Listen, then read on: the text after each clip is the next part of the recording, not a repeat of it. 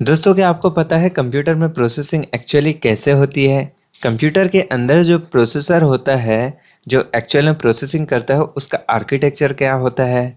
अगर नहीं तो चलिए आज मैं लेके चलता हूँ आपको कंप्यूटर के अंदर, और हम लोग इतना अंदर जाने वाले हैं कि आपको दुनिया में आप कोई भी डिजिटल डिवाइस देखोगे तो आपको आसानी से समझ में आ जाएगा कि इसकी प्रोसेसिंग एक्चुअल में कैसे हो रही होगी। एटलीस्ट आप रिलेट कर पाओगे कोई भी डिजिटल डिवाइस के अंदर प्रोसेसिंग कैसे होती है। और मेरा यकीन कीजिए, आज जो मैं आपसे शेयर करने वाला हूँ ये पूरे 4 साल की इंजीनियरिंग का क्रक्स है। तो चलिए इस वीडियो को प्लीज एंड तक देखिएगा, क्योंकि ये वीडियो आपको बहुत इन्फॉर्मेशन देने वाला है। तो चलिए देखते हैं कंप्यूटर को। मेरी स्क्रीन पे जो कंप्यूटर अभी आप देख रहे हो, ये तो आप बचपन से ही देख रहे होगे। फर्स्ट क्लास से ही हम लोगों को ये सिखाया जाता है कि ये क्या है। तो मैं थोड़ा सा बेसिक बता देता हूँ, और टेक्निकल टर्म्स में इनको क्या बोलते हैं वो भी मैं आपको बता देता हूँ। तो ये जो होता है ये होते हैं कीबोर्ड एंड माउस। तो इनको बेसिकली हम बोलते हैं इनपुट डिवाइसेस। ये वो डिवाइसेस होते हैं जिनके ज़रिए हम कंप्यूटर को इनपुट दे सकते हैं। ऐसे डिवाइसेस को हम लोग बोलते हैं input devices. Okay, so keyboard and mouse are one of the input devices. ऐसे जॉयस्टिक, आपका माइक, ये होते हैं इनपुट डिवाइसेस जिनसे हम कंप्यूटर को इनपुट देते हैं। और ये जो देख रहे हो आप, इसको बोलते हैं मॉनिटर या डिस्प्ले। और टेक्निकल टर्म्स में इसको हम बोलते हैं आउटपुट डिवाइस, जो हमको आउटपुट दिखाता है। ठीक है, तो monitor is one of the output device. और ऐसे आपके जो स्पीकर्स होते हैं जिसमें आप सॉन्ग सुनते हो, या हेडफोन्स होते हैं, ये भी one of the output devices है, जिसके ज़रिए से कंप्यूटर आपको आउटपुट देता है। ओके, और सबसे मेन जो होता है इसके अंदर वो होता है सीपीयू, जिसे हम बोलते हैं सेंट्रल प्रोसेसिंग यूनिट। और यही वो चीज़ है जो कंप्यूटर में एक्चुअल सारा कुछ प्रोसेसिंग करती है। तो चलिए घुसते हैं सीपीयू के अंदर। तो दोस्तों, ये जो आप स्क्रीन पे देख रहे हो ये है सीपीयू, सीपीयू के इंटरनल्स। ओके, अगर आप सीपीयू को साइड से खोलोगे और देखोगे तो आपको बिल्कुल ऐसे ही सिमिलर इमेज दिखाई देगी। तो सीपीयू के अंदर क्या क्या होता है वो मैं आपको बताता हूँ। तो सीपीयू के अंदर ऐसी बहुत सारी चीज़ें होती है, जैसे कि ये होता है पावर सप्लाई यूनिट, जो कि सीपीयू को पावर देता है। जो पावर केबल होती है वो आप यहाँ पे कनेक्ट करते हो, और इसी से पूरे सीपीयू को पावर मिलता है। ये होता है सीडी रोम, जिससे आपका सीपीयू कोई भी सीडी आप इंस्टॉल करना चाहते हो, कोई सॉफ्टवेयर या कुछ, वो आप सीडी रोम में डालते हो और वो सीडी रीड करता है। ठीक है, ये होता है hard drive. Hard drive basically आपका हार्ड डिस्क होता है, परमानेंट स्टोरेज, जिसमें आप आपके सारी चीज़ें, सारी फाइल्स जहाँ पे स्टोर करते हो, ये होता है हार्ड ड्राइव। और मेन कंपोनेंट होता है कंप्यूटर के अंदर मदरबोर्ड। मदरबोर्ड के ऊपर सारे इंपॉर्टेंट चीज़ें असेंबल की जाती है, जैसे कि सबसे इम्पोर्टेंट इसमें जो है वो होता है सीपीयू। ये होता है एक्चुअल प्रोसेसर, और यही वो जगह है जहाँ पे सारी कुछ एक्चुअल प्रोसेसिंग होती है। तो हम लोग सीपीयू के अंदर भी घुसने वाले हैं। उसके पहले मैं आपको बता देता हूँ कि बाकी सारी चीज़ें क्या होती है। तो ये जो आप देख रहे हो ये रेड स्लॉट्स, इनमें लगी है रैम। ठीक है, तो इसको बोलते हैं रैम। आपने अक्सर सुना होगा 4 GB RAM, 8 GB RAM, 16 GB RAM. जब भी आप मोबाइल लेने जाते हो तो रैम आप देखते हो कि इसकी रैम कितनी है। तो कंप्यूटर के अंदर यहाँ पे ये रैम का स्लॉट होता है, और ये रैम यहाँ पे लगी होती है। ये होता है ग्राफिक कार्ड, जिसको हम बोलते हैं वीडियो कार्ड। ये होता है ग्राफिक्स प्रोसेसिंग फास्टर करने के लिए ये ग्राफिक कार्ड यूज़ होता है। और ये होता है फैन सीपीयू में। अगर आपका सीपीयू गर्म हो जाता है, आपका प्रोसेसर, जैसे कि आपका दिमाग गर्म हो जाए तो उसे ठंडा करने के लिए आपको फैन के नीचे बिठाते हैं, वैसे ही कंप्यूटर को अगर गर्म हो रहा है तो उसके लिए भी एक फैन की सुविधा उपलब्ध की जाती है, जिसकी वजह से वो ठंडा हो जाए। तो ये था कंप्यूटर्स का इंटरनल। अभी चलिए मैं आपको लेके चलता हूँ सीपीयू के अंदर। दोस्तों, ये होता है प्रोसेसर, जो मैंने आपको पूरा पिछली इमेज में बताया है सीपीयू। तो सीपीयू को अगर आप क्लोजर लुक देखोगे तो ये होता है एक्चुअली प्रोसेसर। और जो हमारे कंप्यूटर की एक्चुअल प्रोसेसिंग होती है वो होती है इसी चिपसेट के अंदर। तो चलिए और जूम करके जाते हैं इस सीपीयू के अंदर। तो अब आप अगर सीपीयू के अंदर घुसोगे, प्रोसेसर के अंदर घुसोगे, तो आप देखोगे ऐसा कुछ, मतलब नेकेड आई से देखना मुश्किल है। अगर आप माइक्रोस्कोप लगा के देखोगे प्रोसेसर को तो आपको कुछ ऐसा दिखेगा। ठीक है, जो समझना हमारे लिए बेहद मुश्किल है। और आपके समझाना भी बेहद मुश्किल है। तो इसी को थोड़ा सिंप्लीफाई करके मैं आपको थोड़ा इजी डायग्राम दिखाता हूँ, जिससे आपको समझ में आ जाए कि प्रोसेसर के अंदर क्या होता है। दोस्तों, यही वो पिछली इमेज है जो मैंने एकदम रीडेबल फॉर्म में इसको ऑर्गेनाइज करके अगर कोई बता सकता है तो वो ऐसे रहेगी। ठीक है, जो आप सर्किट्स और जो भी इमेज माइक्रोस्कोप में देख रहे थे वो एक्चुअली प्रोसेसर का आर्किटेक्चर ऐसा होता है। ठीक है, तो इसको नेम्ड आउट भी किया है और ये आपको समझने के लिए बहुत आसान रहेगा। तो एक्चुअल में जो पिछली इमेज दिखाई थी वो एक्चुअल प्रोसेसर की है, जो रियल लाइफ में जैसा दिखता है, और उसी को हम अगर डायग्रामेटिक रिप्रेजेंटेशन बनाए तो वो कुछ ऐसा होता है। तो ये होता है सीपीयू का एक्चुअल आर्किटेक्चर। सो ये होता है सीपीयू जिसके अंदर एक्चुअल प्रोसेसिंग होती है, और इस एक्चुअल प्रोसेसिंग जहाँ पे होती है मैं उसके कंपोनेंट्स आपको बताता हूँ। पिछली इमेज में जो मैंने आपको बताया था वो माइक्रोस्कोपिक व्यू था प्रोसेसर का, जो समझना हमारे लिए बेहद मुश्किल है, और उसी को सिंप्लीफाइड करके ये डायग्राम बनी है। ठीक है, तो वो जो आपने देखा था डिजिटल सब सर्किट्स वो माइक्रोस्कोप से, वो उसी को अगर ऑर्गेनाइज करके डायग्राम बनाया जाए तो वो कुछ ऐसा बनेगा। ठीक है, तो ये हमको देगा बेसिक रिप्रेजेंटेशन कि सीपीयू के अंदर होता क्या है। When I say CPU, I'm not talking about CPU पूरा, but I am talking about processor. ठीक है, जो चिपसेट का हम देख रहे थे वो चिपसेट के अंदर क्या होता है वो मैं आपको बता रहा हूँ। तो चिपसेट के अंदर या प्रोसेसर के अंदर सबसे इम्पोर्टेंट ये चार चीज़ें होती है। तो पहला होता है हमारा ALU, अरिथमेटिक लॉजिकल यूनिट, जो यहाँ पे है इसको बोलते हैं हम ALU। तो ALU हमारे लिए क्या करता है, अरिथमेटिक एंड लॉजिकल ऑपरेशंस। ठीक है, तो जितने भी अरिथमेटिक, अब arithmetic in the sense addition, subtraction, delete, division, ये जो होते हैं ये अरिथमेटिक ऑपरेशंस होते हैं। जैसे ही लॉजिकल ऑपरेशंस जैसे एंड और, जो हमने इलेक्ट्रॉनिक्स में पढ़ा था, जाने की ज़रूरत नहीं है, जस्ट मैं आपको एक ओवरव्यू दे रहा हूँ। तो वो होता है ALU। तो ये सारे अरिथमेटिक और लॉजिकल ऑपरेशंस कहाँ होते हैं, ALU। अब ALU के पास डेटा तो नहीं होता, अब इसे डेटा और इंस्ट्रक्शंस किसी और को देना पड़ता है, और वो इंस्ट्रक्शंस उसे कौन देता है, तो वो देता है हमारा कंट्रोल यूनिट।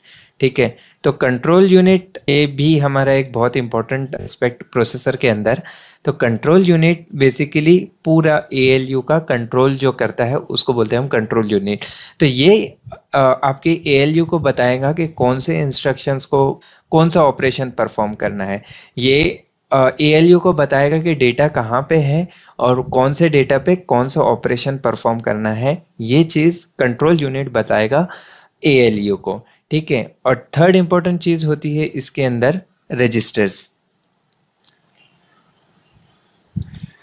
तो रजिस्टर्स होते हैं ये। तो बेसिकली ALU और कंट्रोल यूनिट के अंदर कोई स्टोरेज की जगह नहीं होती, और अपना जो डेटा प्रोसेस करना होता है वो डेटा प्रोसेसिंग के लिए स्टोर रहना चाहिए, वो होता है रजिस्टर के अंदर। जब तक डेटा रजिस्टर्स के अंदर नहीं आएगा उसके ऊपर प्रोसेसिंग नहीं होगी।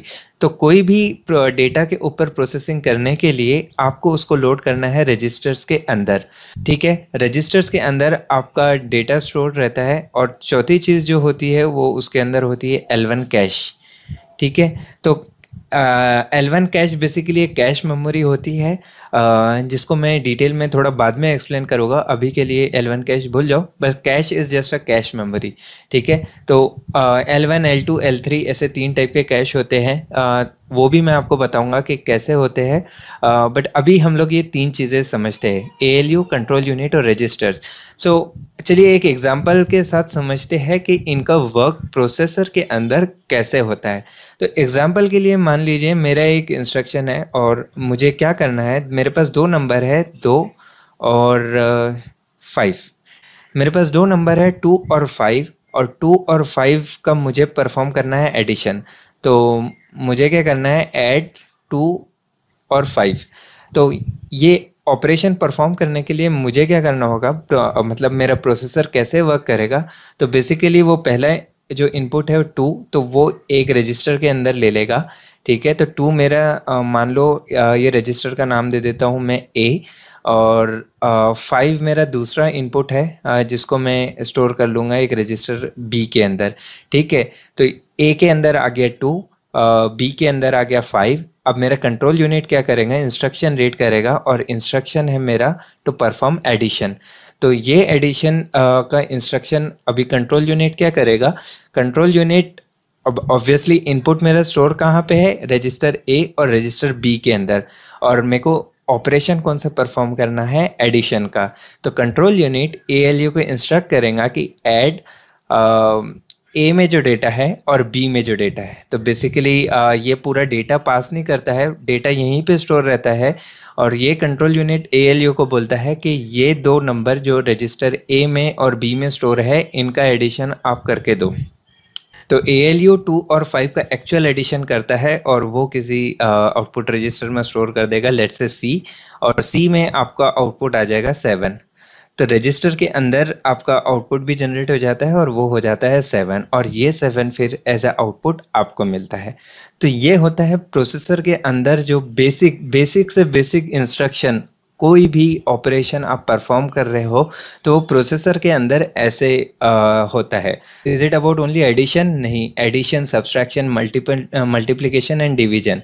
सिर्फ वही नहीं, आपकी जो वीडियो प्रोसेसिंग होती है, आपका ऑडियो प्रोसेसिंग होता है, आप सॉन्ग सुन रहे हो या आप क्रोम या इंटरनेट चला रहे हो, तो सारा कुछ डेटा रजिस्टर्स के थ्रू जाता है, सारा कुछ डेटा रजिस्टर में स्टोर होता है। वहाँ से कंट्रोल यूनिट उसे बोलता है ALU को कि आपको इसके ऊपर क्या करना है, और ये सब कुछ प्रोसेसिंग प्रोसेसर के अंदर ऐसी होती है।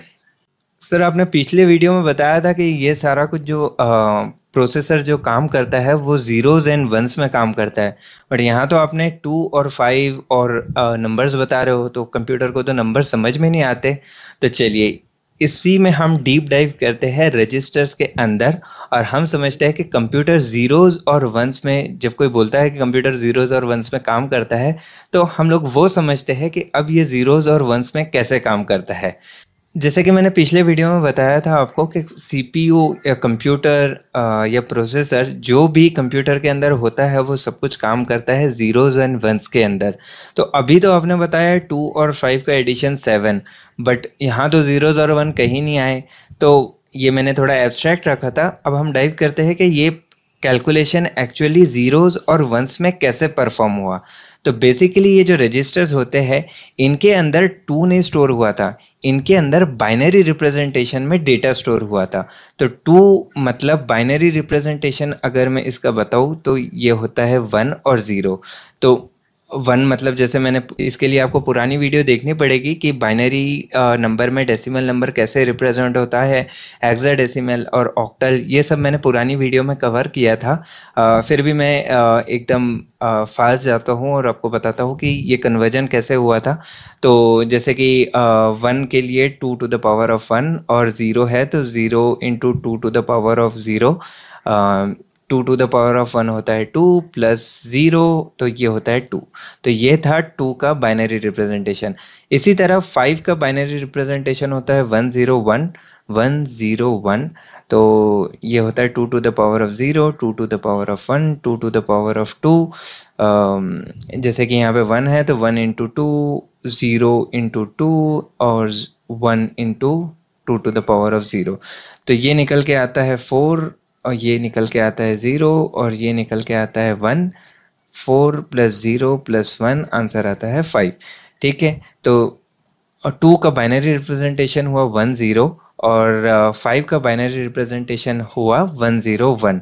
तो ये रजिस्टर्स के अंदर डेटा स्टोर था 10, और रजिस्टर बी के अंदर था 101। इसी तरह कंट्रोल यूनिट में जस्ट बताया ALU को कि मेरा ए के अंदर जो डेटा है जो बाइनरी रिप्रेजेंटेशन में है ऑब्वियसली, और इसी तरह ALU ने जो कैलकुलेशन परफॉर्म किया और आपको आउटपुट दिया 7। तो 7 का बाइनरी रिप्रेजेंटेशन हो गया 111, राइट।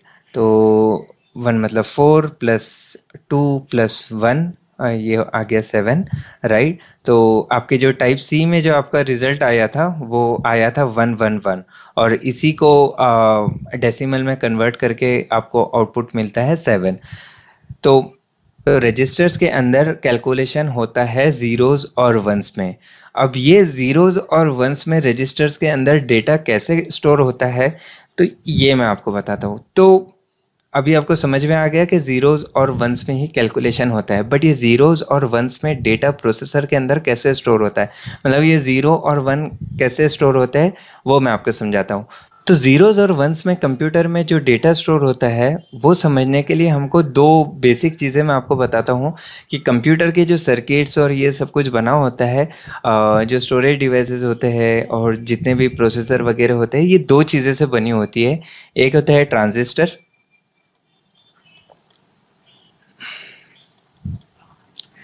और एक होता है कैपेसिटर। ट्रांजिस्टर और कैपेसिटर, और ये ट्रांजिस्टर जो होते हैं ये कोई बड़े डिवाइसेस नहीं होते हैं, जस्ट ये एकदम, इनको माइक्रोस्कोप से भी देखना कई बार मुश्किल होता है, इनकी साइज नैनोज में रहती है। तो ट्रांजिस्टर बहुत स्मॉल डिवाइसेस होते हैं, और ये ट्रांजिस्टर बेसिकली क्या करते हैं, लेट्स से ये एक ट्रांजिस्टर है हमारा। तो ट्रांजिस्टर बेसिकली करंट स्टोर करते हैं, वोल्टेज, ठीक है। तो अगर इस ट्रांजिस्टर के अंदर अगर कोई डेटा है, अगर वोल्टेज है, अगर करंट इसके अंदर स्टोर है, तो ये ट्रांजिस्टर रिप्रेजेंट करता है हमारा वन। और अगर इस ट्रांजिस्टर के अंदर डेटा वोल्टेज नहीं है तो ये रिप्रेजेंट करता है हमारा ज़ीरो। तो ये ट्रांजिस्टर में अगर करंट है तो वो रिप्रेजेंट करेगा हमारा वन, और इसी ट्रांजिस्टर के अंदर अगर कोई वोल्टेज नहीं है तो वो रिप्रेजेंट करता है हमारा ज़ीरो।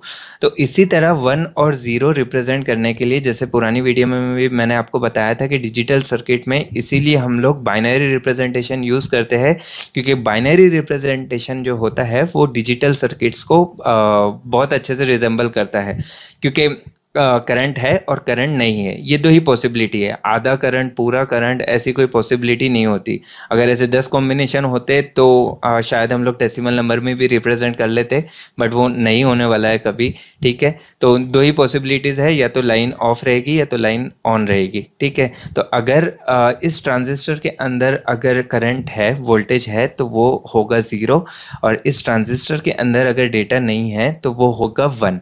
अभी कोई भी डिजिटल या कोई भी कंप्यूटर के अंदर कोई भी स्टोरेज है, तो वो स्टोरेज ऐसे ही डेटा स्टोर करता है, बेसिकली सीरीज ऑफ ट्रांजिस्टर की। तो अगर मैं चार ट्रांजिस्टर्स लेता हूँ अभी,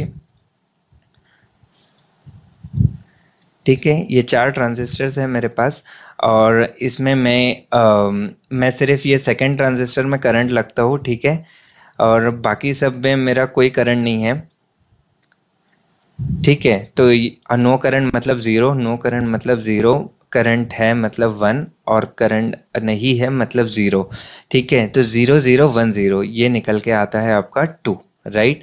ये बाइनरी नंबर, इसको बाइनरी से डेसिमल में कन्वर्ट करोगे तो टू। तो जैसे मैंने आपको बताया, रजिस्टर के अंदर टू जो वन और ज़ीरो में स्टोर होता है वो ऐसे स्टोर होता है, ज़ीरो ज़ीरो वन ज़ीरो। मतलब ये चार रजिस्टर्स में से सिर्फ सेकंड वाले रजिस्टर को अंदर करंट था, बाकी सब ज़ीरो ज़ीरो थे, और ये ऐसे दिखता है, और इसी को कंप्यूटर रिकग्नाइज करता है एज ए टू। वैसे ही हमारा ये था हमारा ए रजिस्टर, राइट। वैसे ही हमारा बी रजिस्टर था जिसमें हमने स्टोर किया था नंबर 5 को, राइट। तो हमारे चार रजिस्टर्स थे सीरीज में, जिसमें हमने पहले के अंदर करंट नहीं रखा था, दूसरे में करंट, तीसरे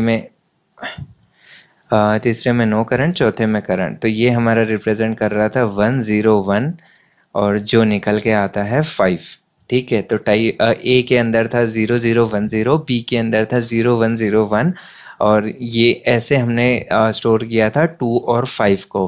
फिर कंट्रोल यूनिट ने टाइप ए में एक इनपुट रखा था, बी में दूसरा इनपुट रखा था, एएलयू को बोला कि ए और बी का एडिशन करो, और फिर एएलयू से आउटपुट जो सी रजिस्टर में आया था वो हमारे पास आया था ऐसे। तो ये चार रजिस्टर में से हमारे दूसरे में करंट था, पहले में करंट था, ज़ीरो में करंट था, इसमें नहीं था, इसीलिए ये हमारा होता 0111, और ये निकल के आता है हमारा 7। तो ये जो सी में जो करंट लोड हुआ है, ये करंट किसने लोड किया है, एएलयू ने। कैसे लोड किया है, तो 3 में किया है, एक में नहीं किया है, और जिसकी वजह से हमारा नंबर 7 रिप्रेजेंट हुआ है। तो ये होता है हमारा आउटपुट। ओके, आगे आपको समझ में कि ट्रांजिस्टर्स के अंदर डेटा कैसे स्टोर हुआ था। जैसे मैंने बताया आपको, रजिस्टर के अंदर डेटा स्टोर हुआ था, इसके अंदर ए के अंदर। तो ए के हो गए थे 4 पार्ट, 4 ट्रांजिस्टर थे बेसिकली, जिसमें नंबर 2 स्टोर करने के लिए 0 0 1 0 था, और सेकेंड ट्रांजिस्टर के अंदर था 0 1 0 1। ठीक है, तो ये रिप्रेजेंट कर रहा है हमारा 2, दूसरा रिप्रेजेंट कर रहा है हमारा 5। कंट्रोल यूनिट ने इसका एड्रेस दिया, ए के अंदर जो डेटा है, बी के अंदर जो डेटा है, उसको एडिशन कर दो। एएल यूनिट, कंट्रोल यूनिट ने एएलयू को बताया, एएलयू ने ऑपरेशन परफॉर्म करके सी के अंदर डेटा लोड कर दिया, और सी के अंदर डेटा आ गया हमारा 0 1 1 1 विच इज रिप्रेजेंटिंग 7। तो इसी तरह हम ओके, तो इसी को थोड़ा और अच्छे से समझाता हूँ। तो अगर हमारी रजिस्टर्स की साइज हुई 8, 1 2 3 4 5 2 3 4 5 6 7 और 8। ठीक है, तो इसके अंदर हम मैक्सिमम कितना नंबर स्टोर कर सकते हैं? 1 1 1 1 1। सभी में, सभी ट्रांजिस्टर्स में मेरा करंट रहेगा, और ये हो जाएगा 2⁸8, राइट। तो 2⁸8 हो जाएगा मेरा 256। ऐसे ही अगर मैंने 16 ट्रांजिस्टर्स एक के बाद एक लगाए, तो राइट, ऐसे मैंने 16 ट्रांजिस्टर, तो मैं मैक्सिमम नंबर उसके अंदर स्टोर कर सकता हूँ 2⁸16। और ऐसे ही मैंने अगर 32 ट्रांजिस्टर सीरीज में लगाए हैं, तो उसके अंदर मैं अपना नंबर स्टोर कर सकता हूँ 2⁻32।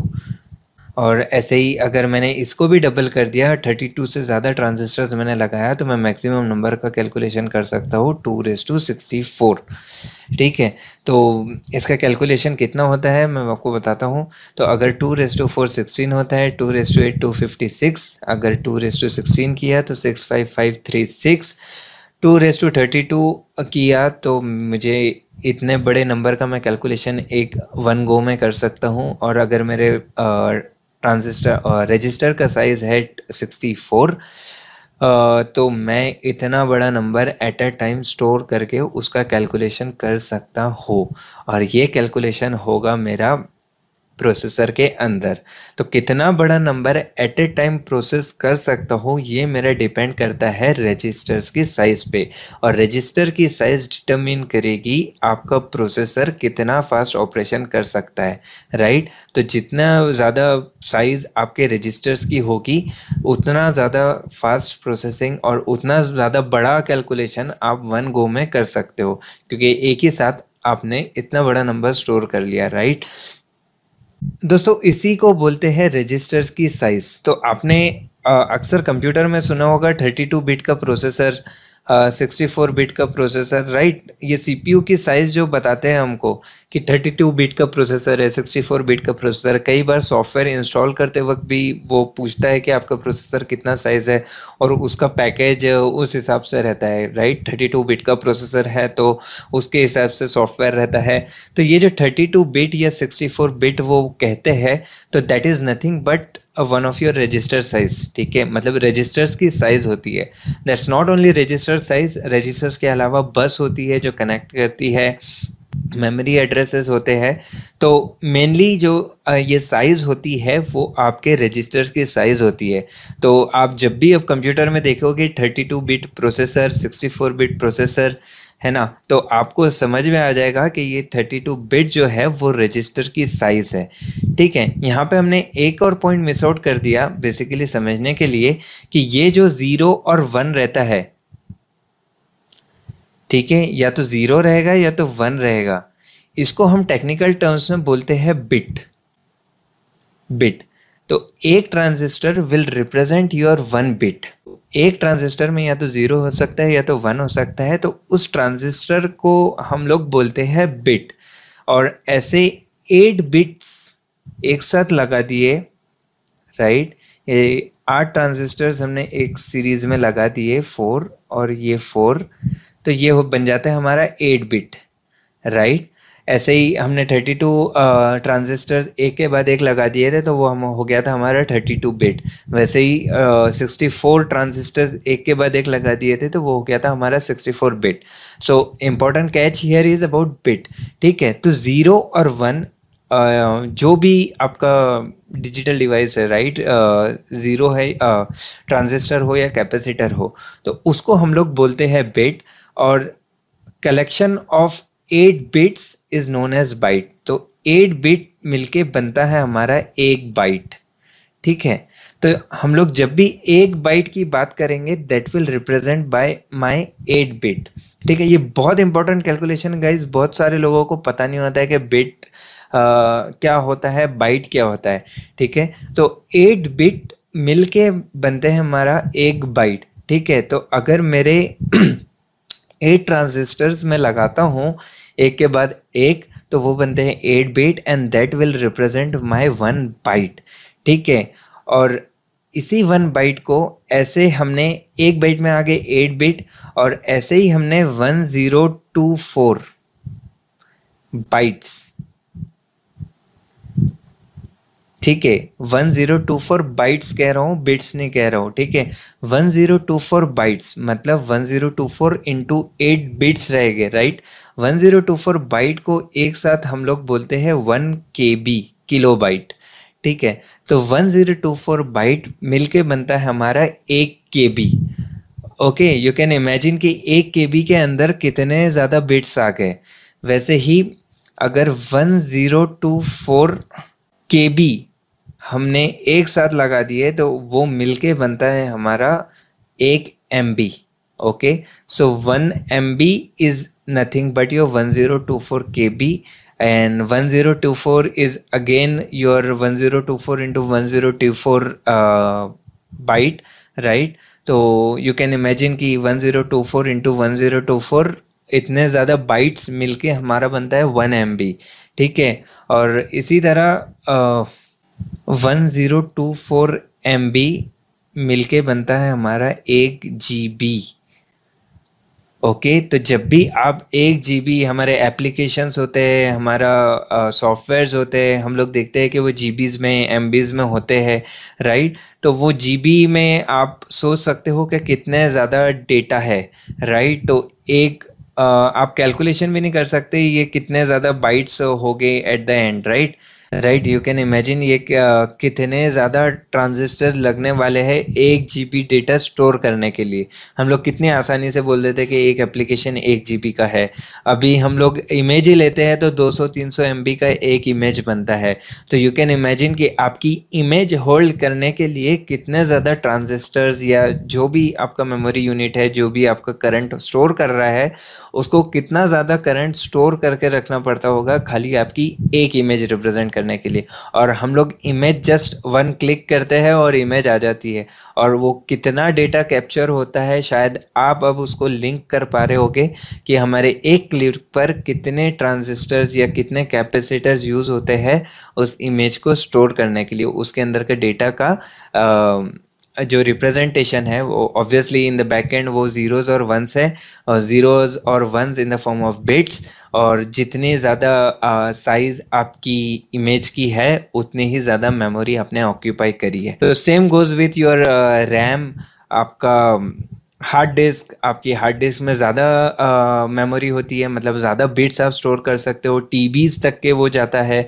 आपकी रैम जनरली जीबीज में आती है, 4 GB, 8 GB, 16 GB की रैम होती है। तो उसके अंदर आप कितना डेटा स्टोर कर सकते हो। तो होप्स हो कि आपको बिट्स और बाइट्स और केबी, एमबी और जीबी का कैलकुलेशन अभी समझ आ रहा हो। तो अभी हम बात करते हैं मेमोरी की साइज और उसकी स्पीड, ठीक है। तो रजिस्टर में सर हमने देखा कि रजिस्टर की साइज है 64 बिट की। तो जितने भी मॉडर्न प्रोसेसर आते हैं या तो वो 32 बिट के होते हैं या 64 बिट के होते हैं। इससे कम के प्रोसेसर तो हम लोग नहीं आजकल तो जनरल मार्केट में देख भी नहीं रहे हैं। तो जनरली 32 बिट, 64 बिट के होते हैं। सर एक और फंडा हम लोग सुनते हैं कंप्यूटर लेते वक्त कि ये कंप्यूटर की स्पीड, जैसे कंप्यूटर में तो जनरली नहीं सुनते, बट जब भी हम मोबाइल लेने जाते हैं तो वहाँ हम सुनते हैं कि प्रोसेसर की स्पीड 1.2 है, 1.2 गीगाहर्ट्ज है। तो ये क्या होता है? चलिए हम लोग ये समझते हैं कि प्रोसेसर की स्पीड कैसे कैलकुलेट होती है in terms of this normal calculation. So दोस्तों, अभी तक हमने देखा कि प्रोसेसर एक्चुअली काम कैसे करते हैं, उसके अंदर रजिस्टर्स क्या होते हैं, बिट्स क्या होते हैं, कितने रजिस्टर मिलके बिट्स बनाते हैं। जैसे 64 बिट का प्रोसेसर है तो उसके अंदर 64 रजिस्टर्स होते हैं जो एक एक बिट स्टोर करते हैं और उनसे हम नंबर रिप्रेजेंट करते हैं। अब हम बात करते हैं प्रोसेसर की स्पीड की।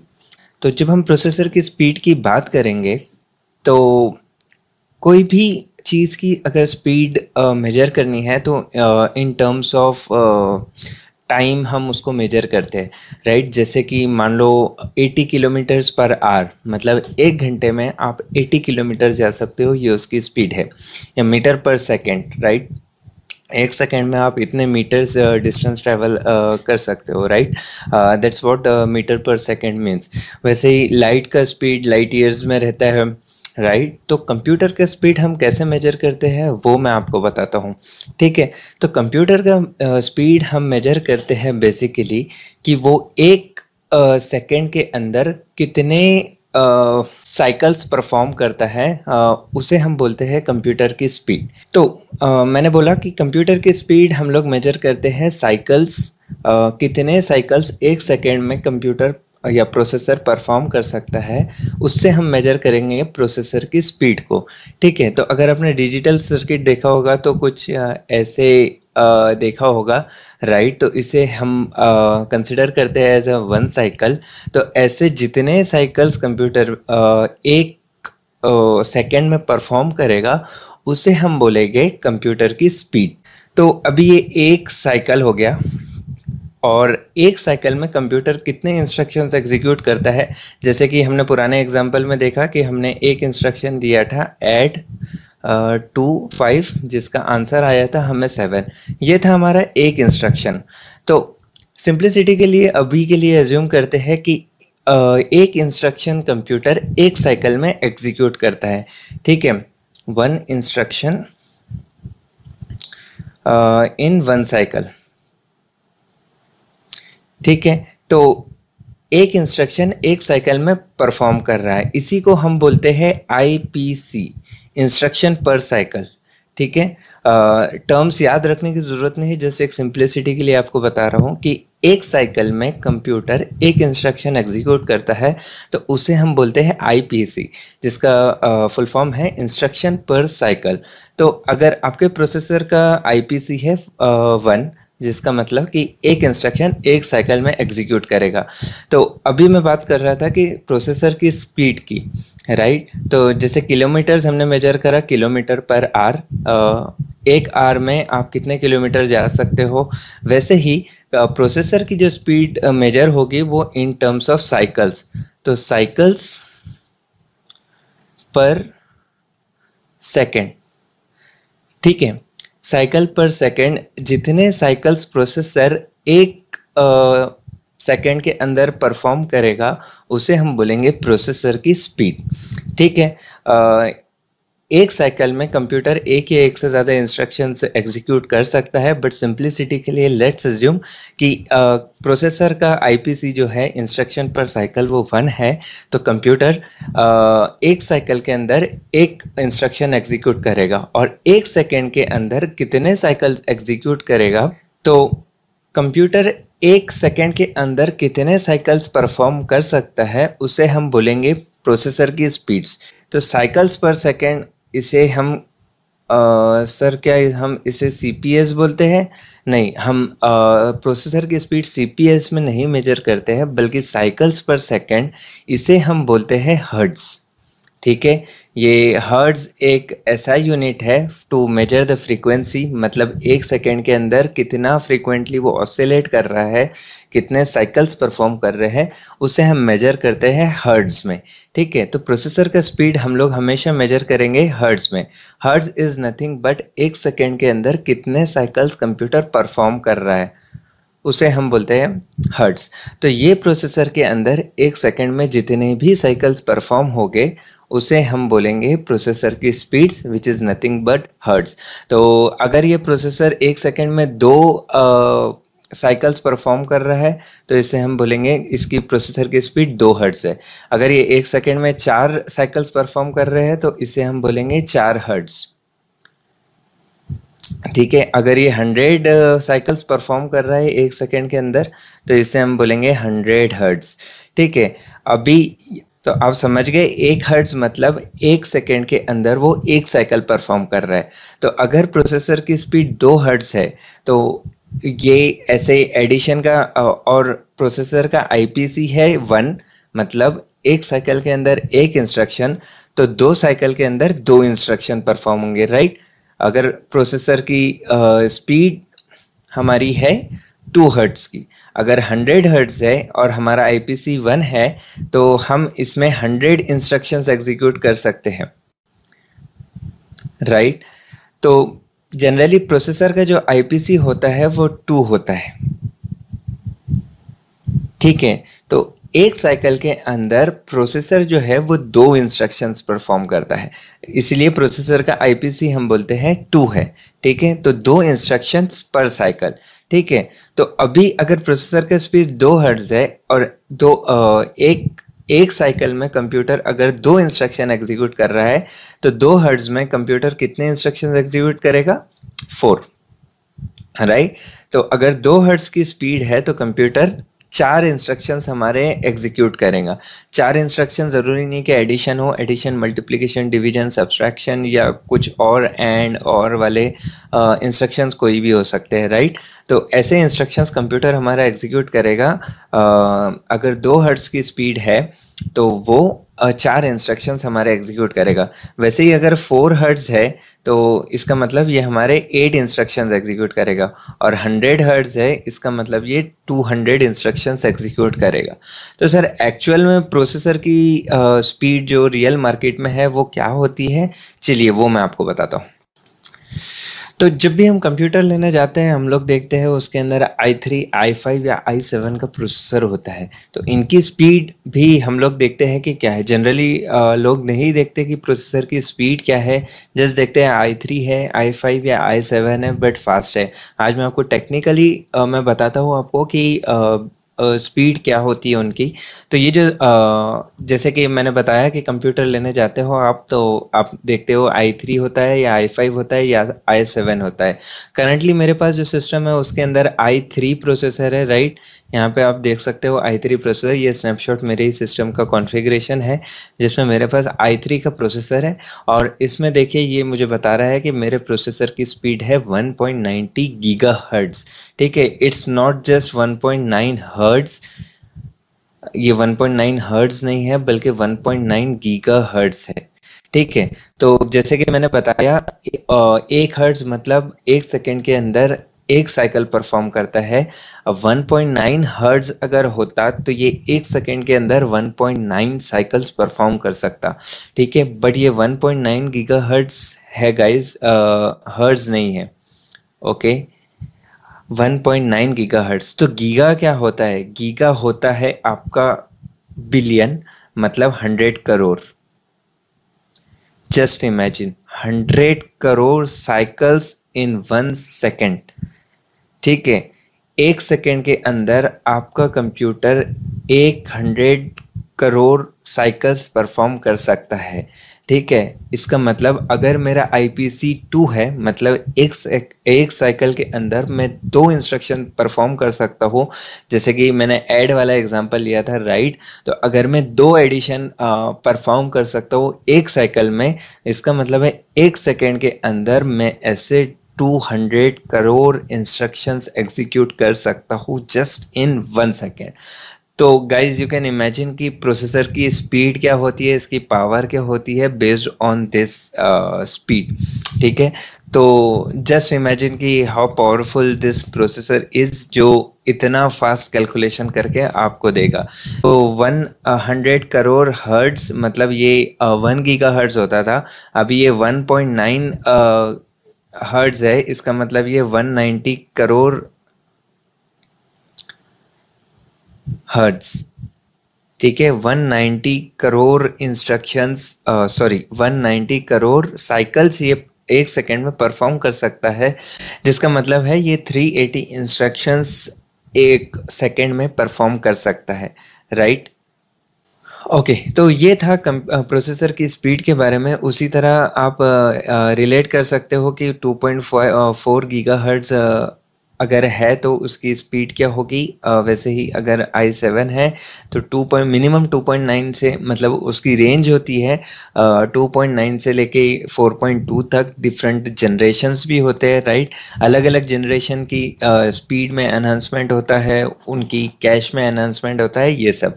तो ये था सब कुछ स्पीड के बारे में। सेम चीज़ आपके मोबाइल के साथ भी होती है। मोबाइल के अंदर भी आप मोबाइल लेने जाते हो तो कई बार देखते हो हीलियम 2.0, स्नैपड्रैगन 8 जनरेशन, और ऐसे बहुत सारे स्पेक्स देखते हो जिसमें आपको कोर का स्पीड बताते हैं वो। तो that speed is again in gigahertz, और कितने गीगाहर्ट्ज मतलब कितने इंस्ट्रक्शंस आपसे एग्जीक्यूट होंगे, शायद आप अब इस वीडियो के बाद आप रिलेट कर पाओगे कि कितने इंस्ट्रक्शंस और कितना पावरफुल मेरा प्रोसेसर है।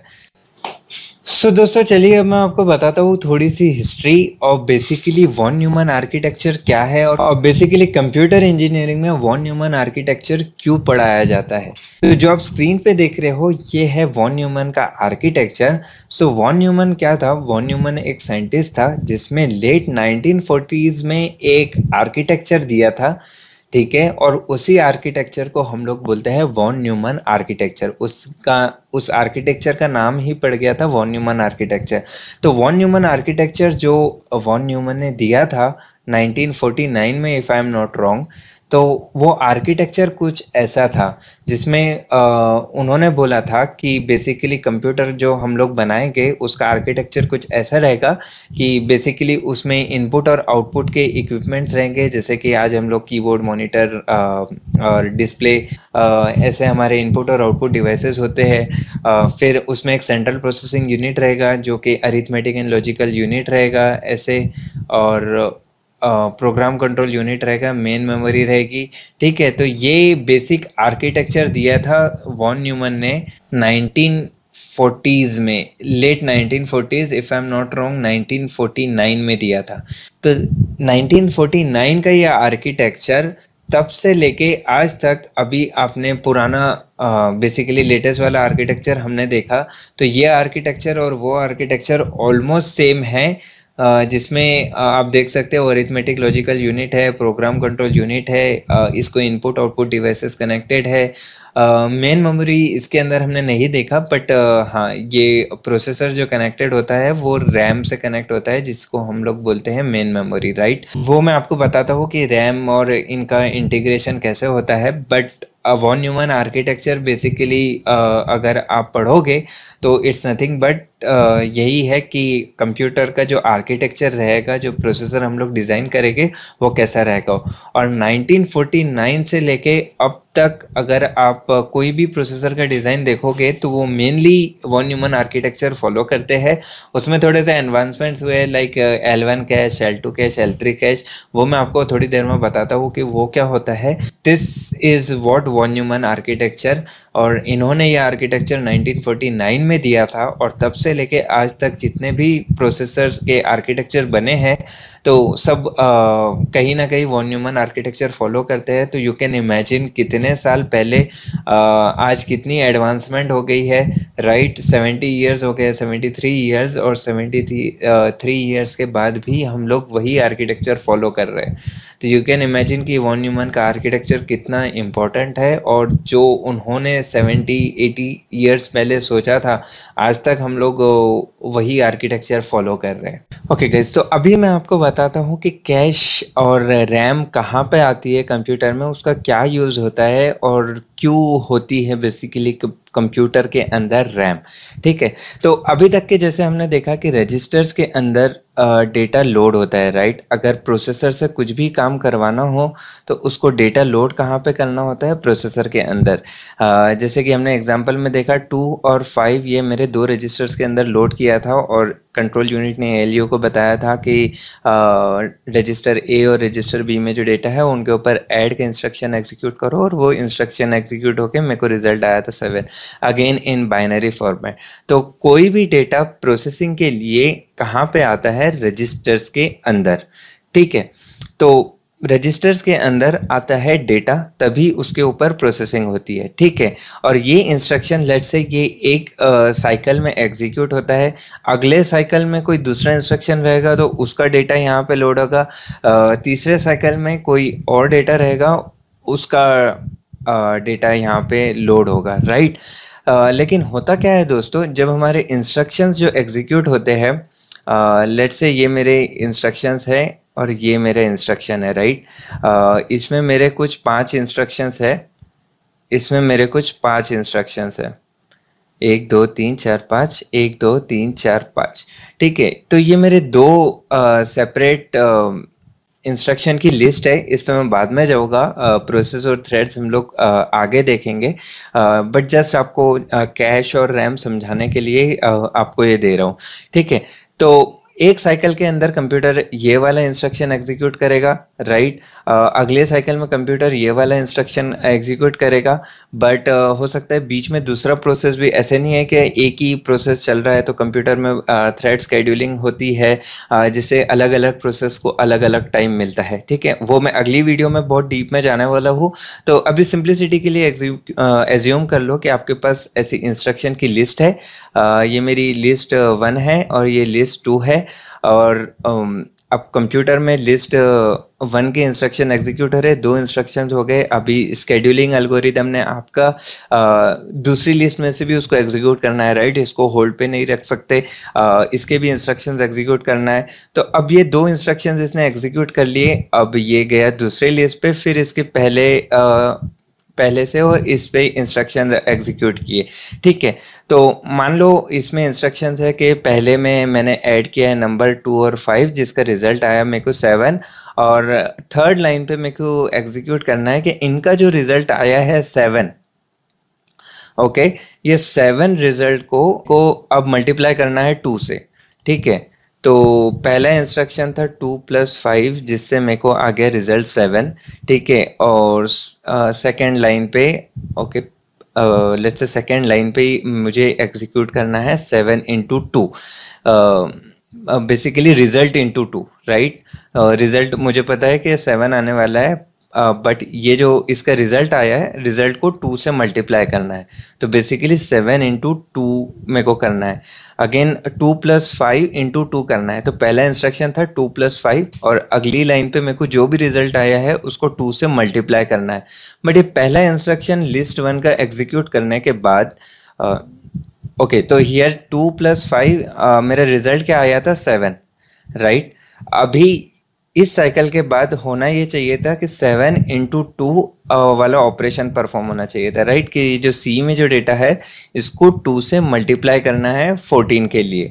बट अभी थ्रेड शेड्यूलिंग एल्गोरिदम जो हम देखने वाले हैं बाद में कि शेड्यूलिंग कैसे होती है, तो अभी ये वाले इंस्ट्रक्शंस छोड़ के इसका जो प्रोसेसिंग है वो ये वाली इंस्ट्रक्शन पे स्विच हो गया।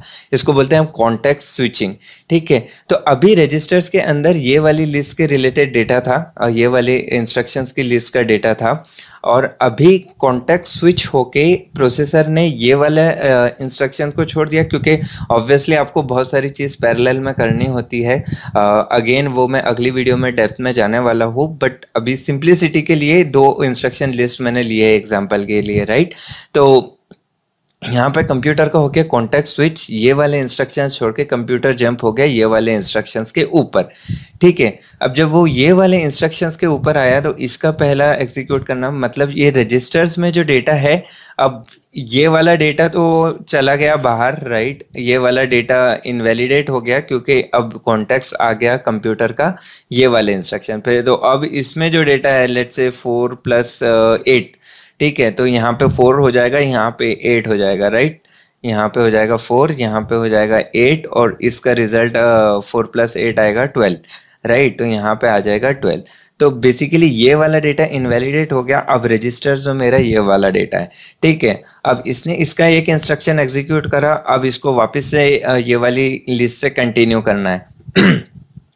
तो अब जब प्रोसेसर ये वाली लिस्ट से कंटिन्यू करेगा तो ऑब्वियसली अब इसका डेटा तो रजिस्टर्स में है नहीं, राइट। वो तो हमने ओवरराइट कर दिया, वो एक बार चला गया वहां से, तो अब वो वापस नहीं ला सकता, राइट। इसके पास ऐसे बाय डिफॉल्ट रजिस्टर्स के पास ऐसे कोई मैकेनिज्म नहीं होता कि वो बाय डिफॉल्ट कर सके। तो what they do is they use L1 cash, ठीक है। तो L1 cash is just temporary storage, right. तो जब भी कंप्यूटर कॉन्टेक्स्ट स्विचिंग करता है उसके रिलेटेड जो भी वो जहां पे भी आया था, जैसे हमारा रिजल्ट 7 आया था, तो 7 ये L1 कैश में स्टोर करके रखेगा बेसिकली एक इंस्ट्रक्शंस का डेटा, है ना। तो हमारी पहले लिस्ट ऑफ इंस्ट्रक्शन में से वो जहां पे भी आया था या उसके रिलेटेड जो भी डेटा है वो रखेंगे L1 कैश के अंदर, ठीक है। अब ये कैश मेमोरी के अंदर रहेगा और रजिस्टर्स के अंदर आपके एग्जीक्यूट हो गए दूसरी इंस्ट्रक्शंस, ठीक है, दूसरी लिस्ट ऑफ इंस्ट्रक्शन। जब ये दूसरी लिस्ट ऑफ इंस्ट्रक्शन एग्जीक्यूट हो जाएगी, इसका डेटा भी अगर उसको स्टोर करना है तो वो कैश मेमोरी में ऑब्वियसली रख सकता है। तो 4 + 7 यहाँ पे हो गया था 12, राइट। तो यहाँ पे वो स्टोर कर लेगा 12, ओके। अब जब वो फिर वापस से कॉन्टेक्स्ट स्विचिंग होगा, पहली लिस्ट को टाइम मिलेगा, तो अब ये वापस से 2 + 5 7 नहीं करेगा। अब ये यहीं से आपका डेटा उठाएगा कि मेरा रिजल्ट जो आया था वो आया था 7, अब 7 × 2 करना है तो बेसिकली 14। तो ये जो टेम्पररी स्टोरेज लोकेशन है वो होती है L1 कैश, ठीक है। तो L1 cash is just temporary storage location, मतलब प्रोसेसर को अगर टेम्पररीली कुछ स्टोर करना है तो वो कहाँ पे स्टोर करेगा? L1 कैश में। ठीक है। होप सो कि आपको समझ में आ रहा हो कि L1 कैश की जरूरत क्यों पड़ी थी, राइट। वॉन न्यूमन ने जो आर्किटेक्चर दिया था उसमें उसने ALU कंट्रोल यूनिट यही सब बताया था, but now we are talking in terms of memory और क्यों यूज करते हैं मेमोरी को। तो L1 cash von Neumann architecture का हिस्सा नहीं था, ये वॉन न्यूमन आर्किटेक्चर के बाद में ये एनहांसमेंट है। तो आपको समझ में आया होगा L1 कैश किस लिए यूज करते हैं। तो कैश मेमोरी जहां भी आप सुनोगे cash, it's nothing but a temporary storage location.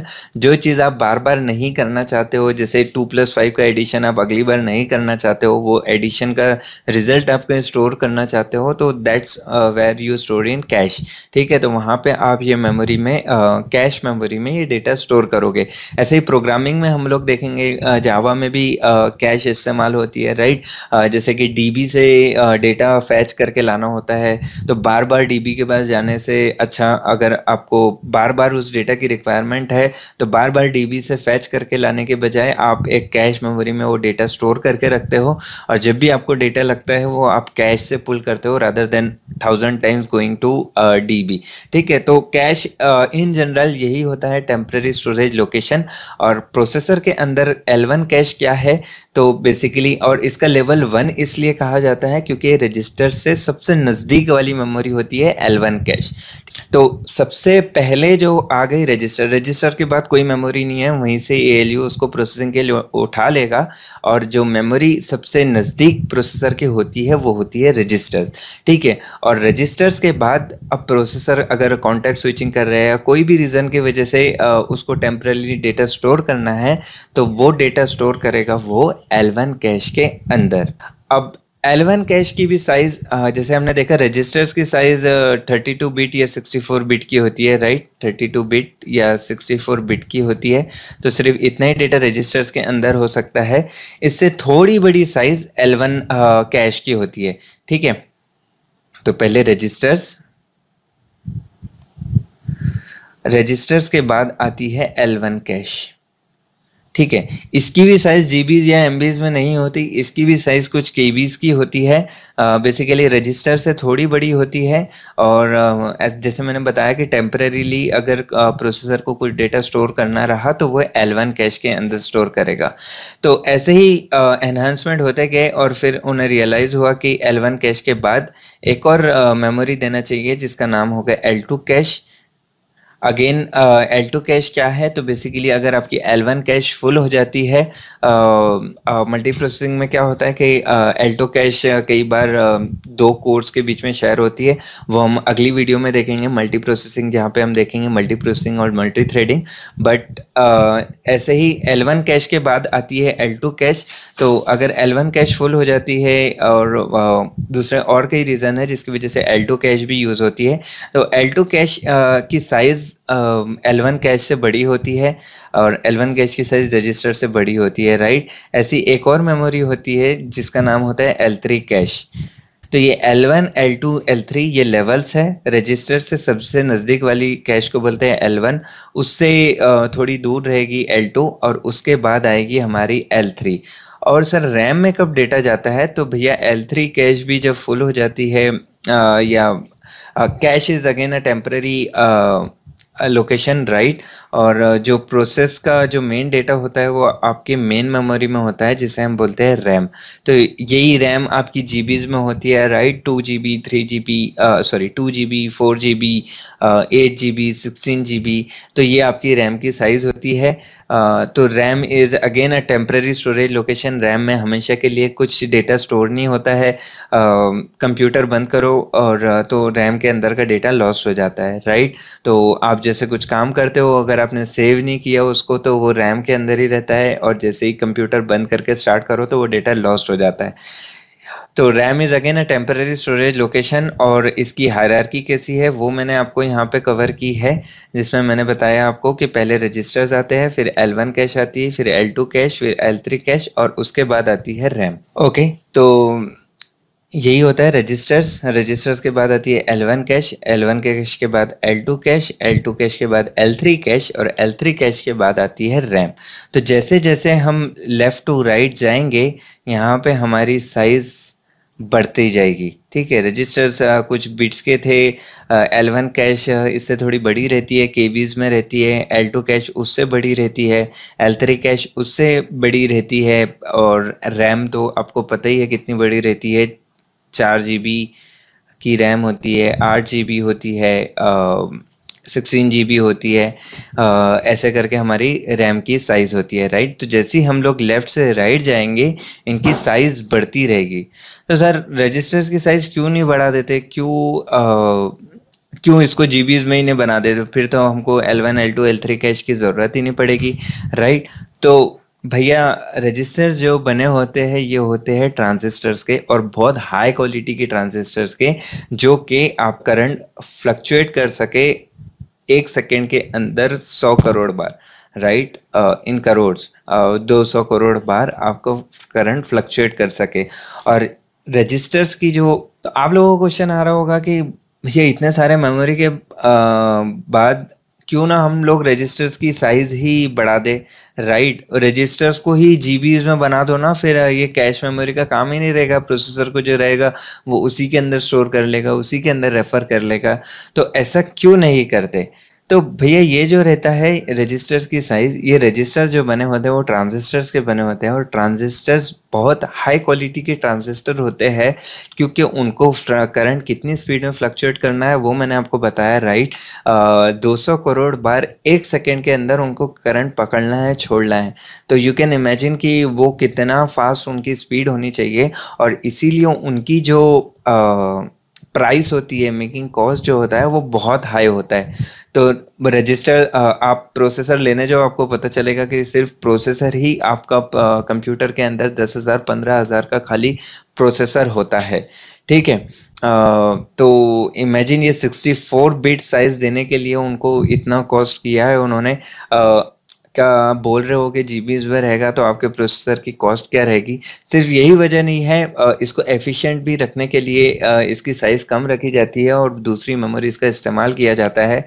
तो अभी तक हमने देखा कि ये सारी मेमोरी होती है, तो रजिस्टर्स की स्पीड जो होती है वो सबसे फास्ट होती है, ठीक है। और जैसे ही हम लोग L1 कैश पे जाएंगे, इसकी स्पीड थोड़ी सी कम होगी। वैसे ही L2 कैश की स्पीड भी थोड़ी उससे कम होगी, L3 कैश की उससे कम, और रैम की उससे भी कम। तो जैसे ही हम लोग लेफ्ट से राइट जाएंगे तो इनकी स्पीड जो है वो डिक्रीज होते रहेगी। ठीक है, तो लेफ्ट से राइट जब हम जाते हैं रजिस्टर से रैम की तरफ तो इनकी साइज इंक्रीज होते चलती है। और जब हम लोग लेफ्ट से राइट जाते हैं इन टर्म्स ऑफ स्पीड ये डिक्रीज होते रहती है। तो रजिस्टर्स की स्पीड होती है सबसे ज़्यादा, उसके बाद होती है L1 कैश की स्पीड कम होती है, उसके बाद L2 की उससे कम, उसके बाद L3 के बाद थोड़ी कम, और रैम में और भी कम। ठीक है, और रैम के बाद क्या आता है सर? तो रैम के बाद रैम आपका टेम्पररी स्टोरेज लोकेशन है, राइट। आप जो भी काम करते हो वो रैम में मूव होता है, रैम से L3 के रजिस्टर्स में मूव होता है। टेम्पररी स्टोरेज के लिए वो L1 L2 L3 कैश में भी स्टोर होता है, तो डेटा इन सब चीज़ों में स्टोर होता है। तो रैम के बाद क्या आता है? तो RAM is just your temporary storage location, और ये टेम्पररी स्टोरेज को अगर आपको परमानेंट बनाना है तो then you move it to permanent storage location which is nothing but your HDD, hard disk drive. ठीक है, तो जो हार्ड डिस्क हमने स्टार्टिंग वाले इसमें देखा था उसमें हमने रैम भी देखा था, हार्ड डिस्क भी देखा था, राइट। मैंने आपको पूरा CPU खोल के बताया था उसके अंदर क्या होता है। तो बेसिकली हार्ड डिस्क भी उसी के अंदर होती है, राइट। तो आपका HDD, या अभी HDD के बाद आ गया SSD जो बहुत फास्ट होते हैं एज कम्पेयर टू HDD। तो ये होती है आपकी परमानेंट स्टोरेज लोकेशन। जो भी डेटा आपको परमानेंटली स्टोर करके रखना है, कंप्यूटर बंद करके चालू करो या कुछ भी करो, वो डेटा लॉस नहीं होना चाहिए। सो फॉर दैट रीज़न आप यूज़ करते हो परमानेंट स्टोरेज लोकेशन जो होता है आपका HDD या SSD। ठीक है, ये आपको समझ में आ गया। अगेन रैम के बाद रैम थी हमारी 4 GB 8 GB की, और HDD की तो स्पेस आपको पता ही है 500 GB रहती है या 1 TB की रहती है, राइट। आप ये लेने जाते हो। मोबाइल्स के टर्म्स में अभी आप देखते हो 128 GB स्टोरेज है या 256 GB के भी स्टोरेज आ रहे हैं, राइट। जनरली 64 GB के यूज़ होते हैं, मतलब मीडियम कॉस्ट में आप जाओगे तो 64 GB के आप परमानेंट स्टोरेज देते हैं, राइट। तो ये होता है इसका इंटरनल स्टोरेज मोबाइल के अंदर। वैसे ही कंप्यूटर के अंदर हार्ड डिस्क में आपका डेटा रहता है जो आपका परमानेंट स्टोरेज है। इसमें आप करंट नहीं भी लगाओ, आपका कंप्यूटर का पावर सप्लाई निकाल लो, 1 साल 2 साल के बाद कंप्यूटर को चालू करो तब भी इसके अंदर डेटा रहता है। ठीक है, और ये डेटा अगेन तो ये कैसे बनता है? HDD बनती थी हमारी मैग्नेटिक टेप से।